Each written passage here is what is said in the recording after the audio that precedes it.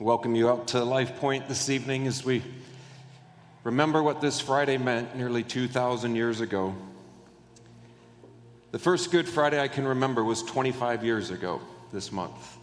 I was 18 years old, and the church I was at offered a Good Friday service, and prior to that I can't remember. Perhaps I went to them, but I don't remember them.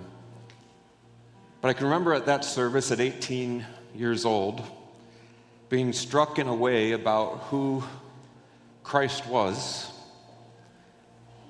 what the penalty was, the suffering, the culmination of everything he did, and how it would seemingly end in a loss and a death on the cross. It so shook me that night and then made that Easter Sunday so much more memorable that for 25 years I haven't missed a Good Friday service. And so for the last 12 years out here, it's been LifePoint's pleasure to be able to try to bring a somber tone to the evening, one that helps us remember and see into the different perspectives of what it must have been like to see God, Almighty, Alpha and Omega, hanging on a cross, beaten and abused by those who hated him, those who were indifferent, and appearing to have lost everything he promised he came for. So this evening, here at LifePoint, we present to you the voices of the cross. I'm going to set up the scene for you a little bit here, and then through the course of the evening, different pastors are going to get up and give different perspectives and be speaking from different perspectives of those who witnessed Christ on the cross. The sun hung in the sky, but darkness was beginning to creep in. The sound of hammering iron spikes into large wooden beams had stopped and been replaced by groans of agony of the condemned and the murmuring of a restless crowd. Some watched with hatred, while others watched heartbroken. Still others stood by in stunned silence at what they were witnessing. Among them, there were 6 perspectives that were taking note of what was happening. First was Pontius Pilate, the Roman governor, who tried to wash his hands of Jesus, yet could not escape the weight of his decision. There was a hardened centurion overseeing yet another crucifixion. He had started the day indifferent to those he would be inflicting pain upon, but he would not end the day that way. Then there was Mary, the mother of Jesus, who stood helplessly and watched her life, her promise, her son die before her eyes. There was a criminal that hung beside Jesus who'd spent his life in rebellion and found himself faced with an eternal choice. Then there would be Joseph of Arimathea, a respected religious leader who had followed Jesus in secret, but would now have to decide where his loyalty truly lied. And finally, the one and only of Jesus' 12 disciples, John, the one whom Jesus called beloved, who would stay and carry both the sorrow and loss and the hope and the promise of what this night meant. Tonight, we hear their voices. How does a mother watch her son die? I am Mary, the mother of Jesus, and this is not how I thought it would end. I still remember the day the angel came to me. I was just a girl from Nazareth, ordinary, unimportant, and yet he said I was highly favored. He told me I would bear a son, the Son of the Most High, and I believed him. I said yes. From the moment I felt him growing inside me, I knew there was something different, holy, sacred. I held him in my arms in Bethlehem, wrapped him in swaddling clothes, kissed his cheeks. Those same cheeks, now stained with blood and spit. Oh, my boy, what have they done to you? When we brought Jesus to the temple as a newborn, Simeon looked at me with such sorrow in his eyes. He said, "This child is destined to cause the falling and rising of many in Israel. And a sword will pierce your own soul too." Today, I feel the blade. I thought I understood what he meant. I thought I had prepared my heart. But nothing could prepare a mother to see her son like this. I remember when he was 12, teaching in the temple. He already knew so much. He said, "Didn't you know I had to be in my Father's house?" I didn't understand it then, not fully. But I treasured those words, just like I treasured every moment, watching him grow in wisdom and stature, seeing the way he loved people, how he saw those no one else noticed. And I watched him leave. He had to go. He said it was time. He gathered fishermen, tax collectors, outcasts, and called them friends. He healed the sick, gave sight to the blind, forgave sins, cast out demons. I knew the time would come when the world would either bow or break him. And today, they chose to break him. But even now, I believe the angel's words still echo in my heart. He will reign forever, and of his kingdom there will be no end. I don't know how that can be true when he hangs here gasping for air, but I know it's true. He spoke of this sorrow long before it came. He said the Son of Man must suffer. He said he would be lifted up. But no soul is ever ready for the moment he arrives. I stood beside him as he carried that cross through the streets, bloody, bruised, barely recognizable. And now I stand here at the foot of the cross. My son, my Jesus, is dying above me.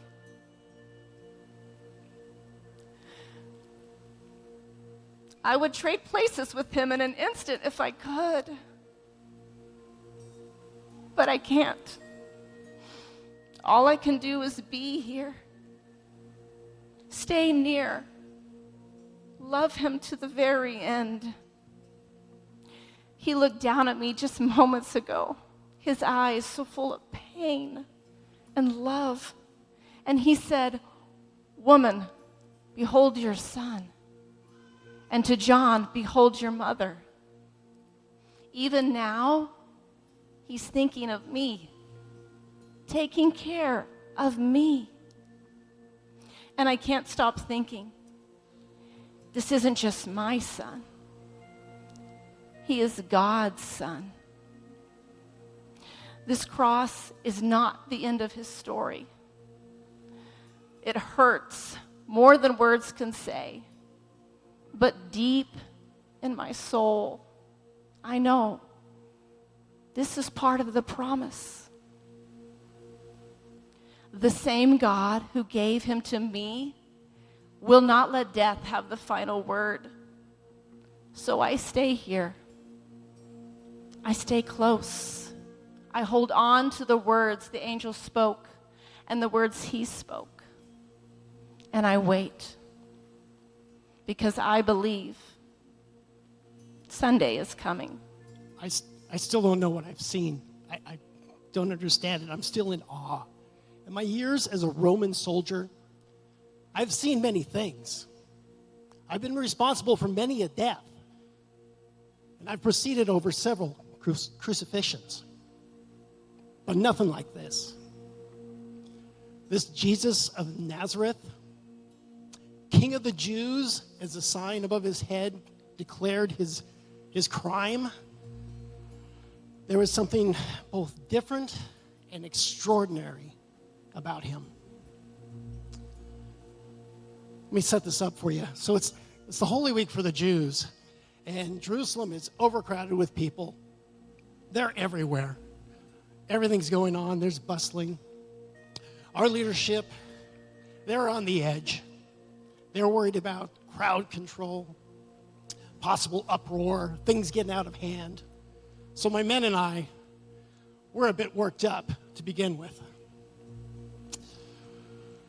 And I don't know what this Jesus did, but he upset that temple leadership. I don't know what it was, but they wanted him dead. It seems they're jealous of him. He was getting all their attention, and I guess they wanted it all for themselves. So this Jesus was brought before Pilate. The Israel religious leaders brought him there. The crowd, too, was infuriated with him. There was hollering and yelling. Pilate tried to inquire into the reasoning of this arrest, but Jesus said next to nothing. And the religious leaders, they seemed to just want to get him out of their way. They didn't give any substantial reasons for a penalty of death, but they weren't going to settle for anything else. So Pilate had him flogged. My men and I took him to do the flogging, and my men were a bit unmerciful with Jesus. They made a crown of thorns, pressed it into his scalp, threw a robe over his shoulders, a staff in his hand, and then they spit on him and slapped him as they were bowing down to him, saying, "Oh, hail the King of the Jews, hail the King of the Jews," just mocking him. As I look back, it's a bit embarrassing now. Well, the flogging was a bit brutal, as it generally is. The ripping and shredding of the skin, the loss of blood, was a complete mess. And because of this, Jesus didn't have enough strength to carry his cross up to Golgotha. So we pulled some guy off the street and made him carry it the full distance. And then things started getting really different. So he's nailed to the cross, hanging up there, and suddenly it becomes dark. And I don't think you understand. It's the middle of the day. It's noon, and it's sun goes down kind of dark. And that's how it starts off. The Jews were hurling insults at him, mocking him. The entire time he remains there calm and positive. They're making fun of him, spitting at him, just saying really cruel things. My guards, they're not helping out any, and he's just there remaining calm and positive. He's allowing all this hatred to be thrown upon him. And how does he respond? He says, "Forgive them, God, for they know not what they do." Who does that? Your typical prisoner will be hurling insults back at the people, but not this Jesus. So then he dies on this cross. And this is a little overwhelming here. And he died a little sooner than I expected as well. But it's almost like he was allowing death to overtake him as opposed to succumb to it. And he screams out, "It is finished." And then the pandemonium really sets in. The earth starts shaking. The ground is shaking. People are hollering, just going crazy. They're screaming, there's crying. The Jewish leaders are screaming something about the temple curtain is ripped in two. I have no idea what that meant, what that was about. But again, you got this earth rumbling, rocks splitting apart. And if that was not crazy enough, tombs start bursting open. And the people start walking out of the dead people who have been dead for years, they're walking out of the tomb and walking around Jerusalem. have no idea what that signifies, but that's what I saw. I've never seen anything like it. And again, I've taken care of many crucifixions, many deaths. I can't explain any of this either. But there's one thing I do know.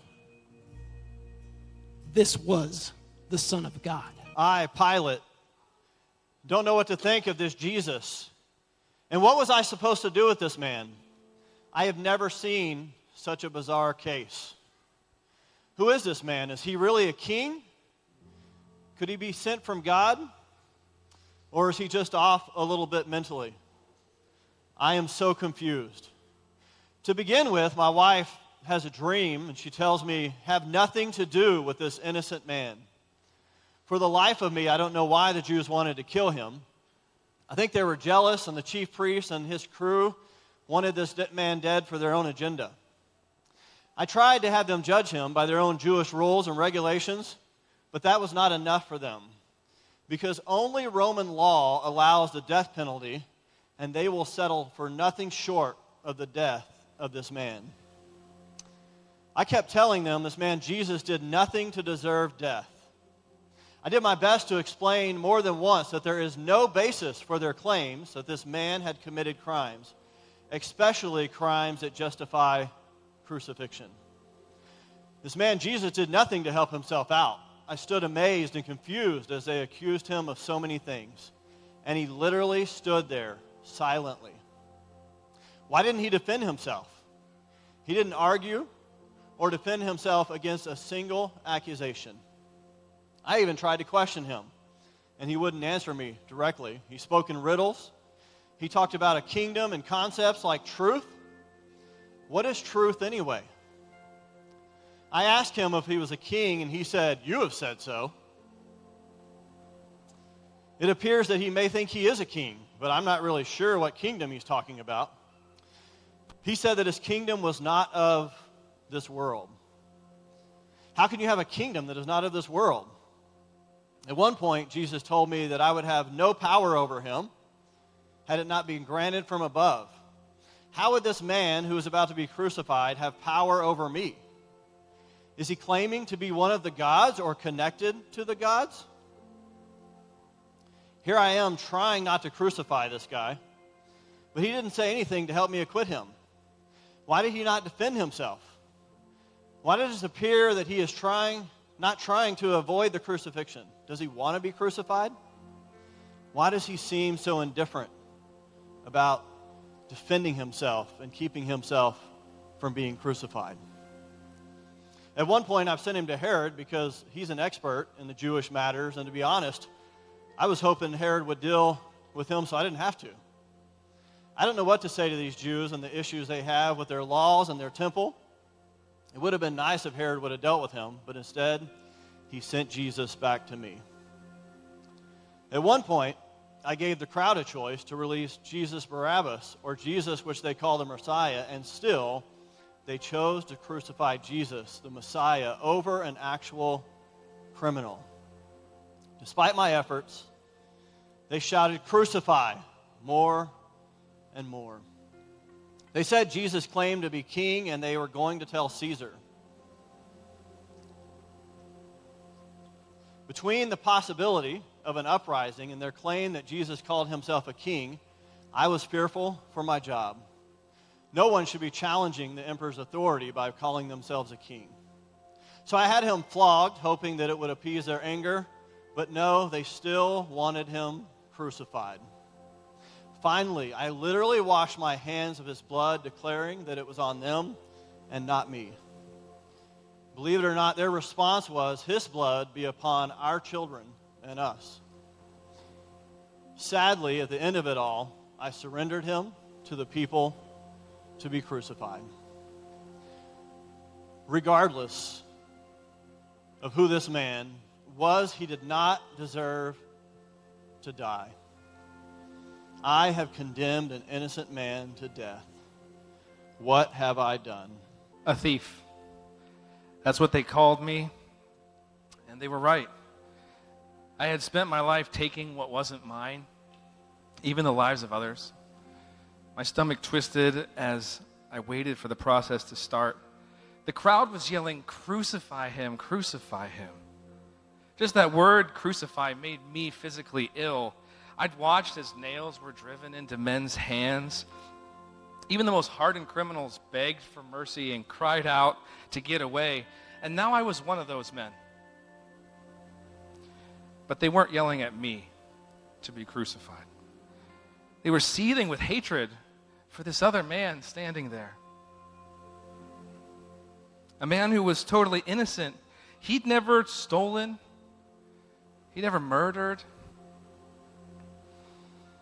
And the most absurd thing happened in their determination to see this man killed. They let another prisoner go free. Barabbas, a murderer. So now this innocent man would be crucified with me and another thief. The next hours were the slowest of my life. Roman crucifixion wasn't just another way to kill somebody. Most executions weren't done this way. Crucifixion was supposed to be an example.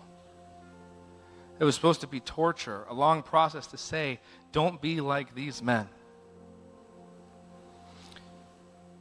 And if it wasn't clear enough that this other man was innocent beforehand, in this whole process, it became even more clear to me. His face showed the same pain as me. In fact, he was tortured even more. Jesus, that was his name. I had heard of him before. I had stories. Shouted in the streets, whispered in alleys of a man, some calling him a madman, others a prophet.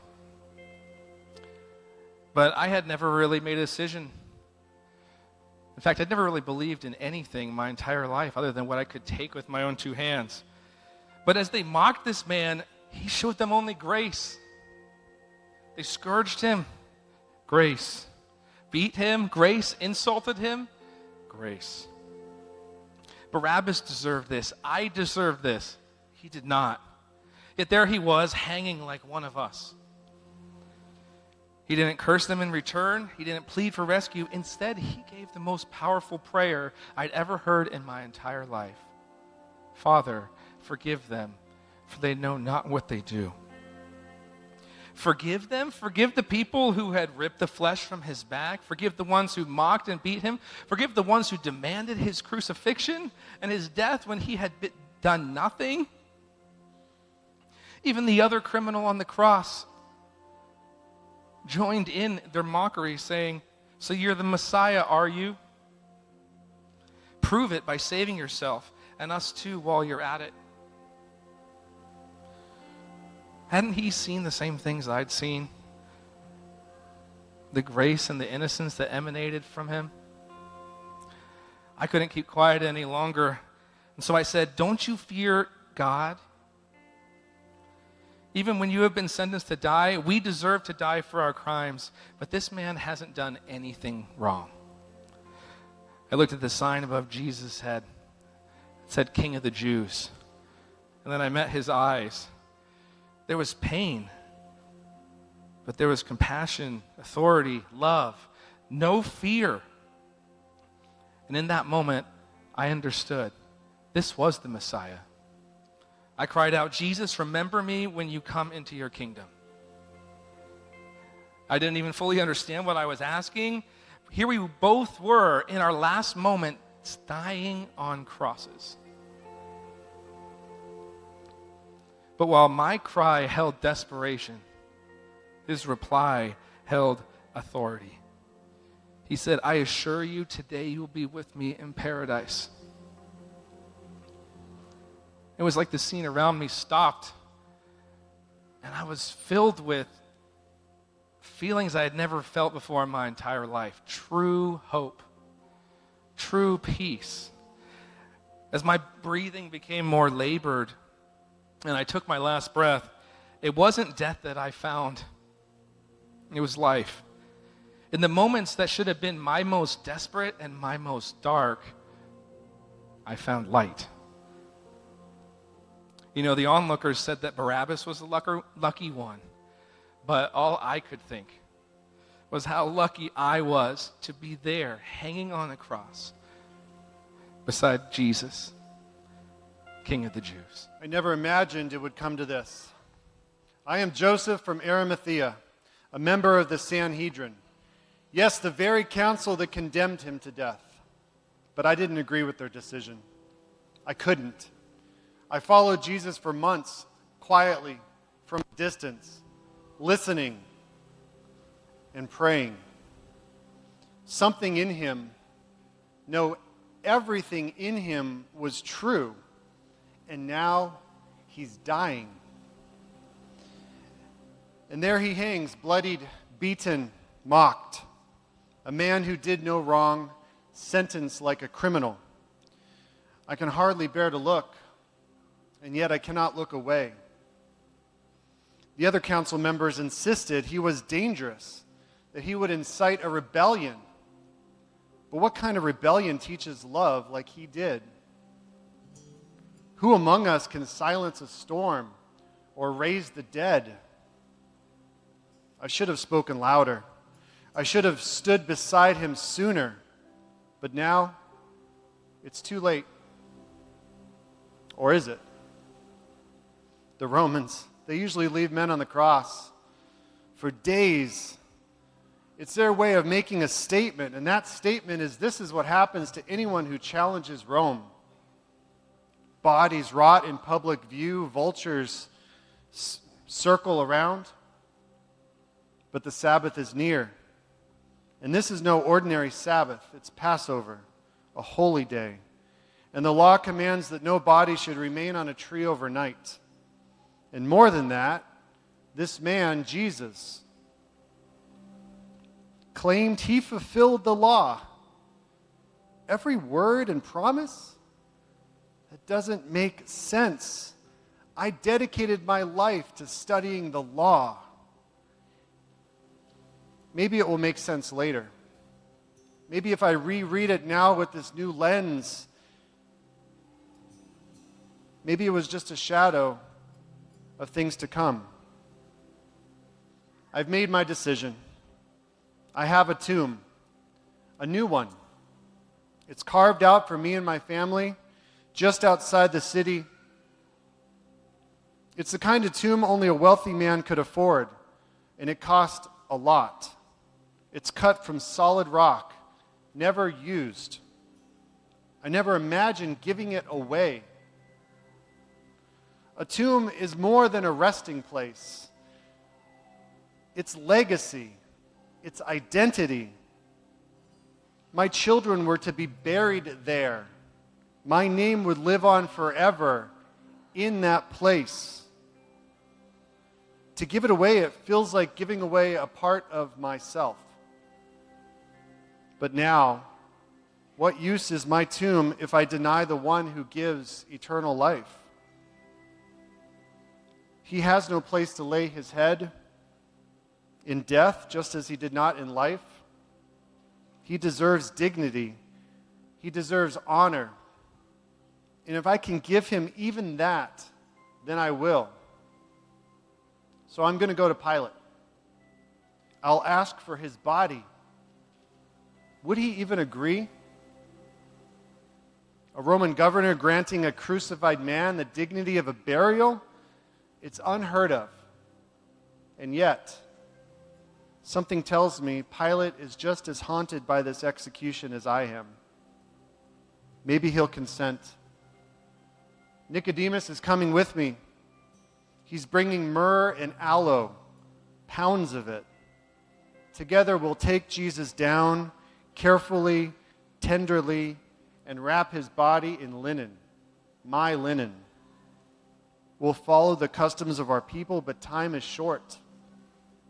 The sun is falling fast, and the Sabbath begins at sundown.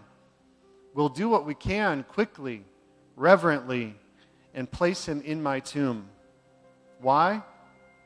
Because he deserves more than disgrace. Because I may have followed him in secret, but I will honor him in the open. Because even in death, I believe he is who he claimed to be. And I don't know how to explain it, but I don't think he'll need the tomb for very long. Something about him, it doesn't end here. Death should be the final word, but even now, when I look at him, it feels that death is being undone. I'll give him my tomb, but I believe he's about to give the world something far greater. They've just placed a spear in his side. I think it truly is over. How did we get here? Less than 24 hours ago, we were reclining and enjoying the Seder, and I was leaning against him, and I could hear his heartbeat. He was continuing to teach and give us wisdom, preparing us for a kingdom to come. Feels like it's over. You know, I'm the only one here. We were in the garden and we were praying, and for some reason I couldn't even stay awake.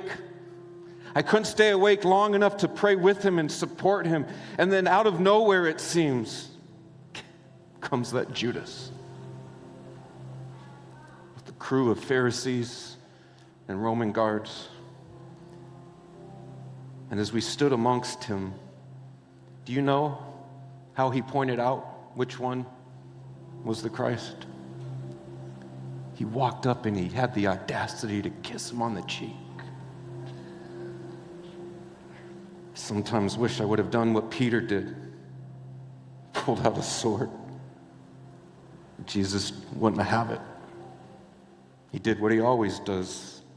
He brought order where there should have been chaos. He picked it up, healed the man, and went willingly.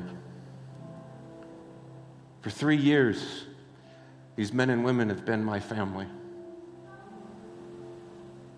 James and I were called 3 years ago to follow the Christ, the one our people had been waiting for so long. And on that night, I couldn't find any of them.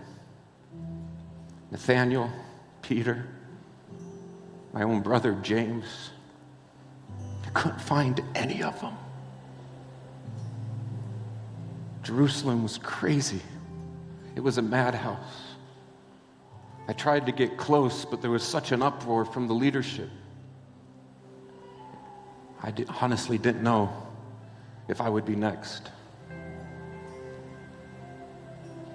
It was a hard decision to be there because, I'll be honest, I figured they would put me in jail or hang me next to him. But I found Mary. She had nobody. And so together we would go. And we would stand where we are now at the foot of the cross.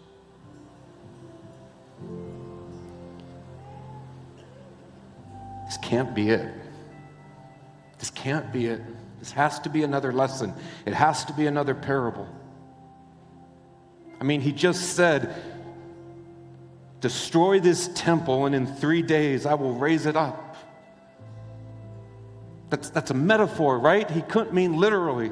The best engineers and contractors couldn't build the temple in 3 days. This has to be part of that. But death like this, in the public, for all to see, how can it be part of his story?